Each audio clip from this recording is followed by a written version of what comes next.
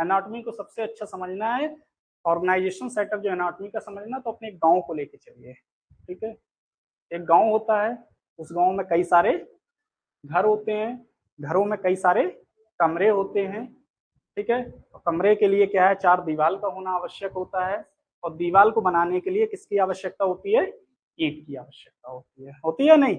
ऐसे ही इसमें चलता है, हमारी जो बॉडी का जो ऑर्गेनाइजेशन सेटअप चलता है, सबसे पहले सेल्स, ठीक है, या फिर सेल। ठीक है, सेल इक्वल टू ईंट।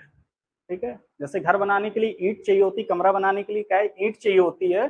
जब बहुत सारी ईंटों को आपस में इकट्ठा कर दो तो एक दीवार बन के तैयार हो जाती है, एक दीवार बन के तैयार हो जाती है। उसी तरह जब सेल्स को जब आपस में इकट्ठा कर दिया जाता है, क्या बन जाता है, टिश्यू बन जाता है। टिश्यू कितने प्रकार का होता है, 4 प्रकार के। क्लियर। ऐसे इसके अंदर है कि जब ये सारी ईंटें जब इकट्ठा होगी तब क्या करती है, दीवार बनाती है। ऐसी जब सेल इकट्ठा होती तब टिश्यू बनते हैं। क्लियर। और टिश्यू कितने होते हैं, 4 प्रकार के।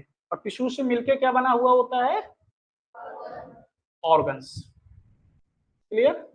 तो ऑर्गन्स बना हुआ, तो टिश्यू का ये कंपलसरी है कि ये जो टिश्यू 4 प्रकार के हैं, जब आपस में मिलेंगे तभी ऑर्गन्स बनाएंगे। ठीक है, ऐसे ही एक कमरे के लिए होता है, जब एक कमरा अगर आपको बनाना हो, उस कमरे के लिए कंपलसरी है कि 4 दीवार होनी चाहिए नहीं। ठीक है, अगर 2 साइड से दीवार खड़ा कर दो तो कोई इसको कमरा नहीं कहेगा। ठीक है, एक कमरा होने के लिए क्या है, चारों तरफ से दीवार होना जरूरी है, चारों का आपस में जुड़ा होना जरूरी है। ऐसे इसके अंदर जब चारों प्रकार के टिश्यू आपस में मिलेंगे तब जाके क्या है, ऑर्गन्स बनाते हैं। ठीक है, अब बात करते हैं घर की। जैसे ऑर्गन्स जब इकट्ठा होते हैं तब क्या बनता है,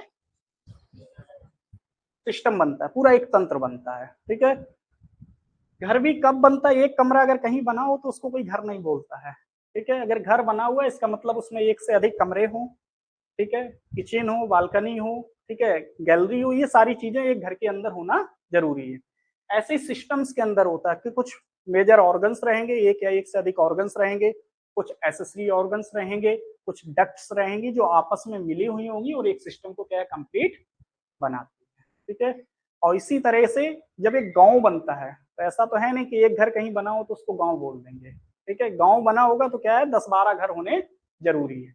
ऐसे हमारी बॉडी के अंदर जो सिस्टम्स हैं ये कितने हैं, 11 सिस्टम्स हैं।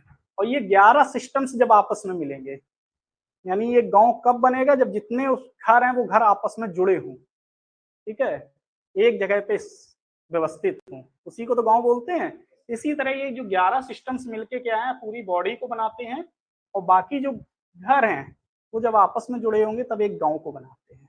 ठीक है, एक विलेज को कंप्लीट करते हैं।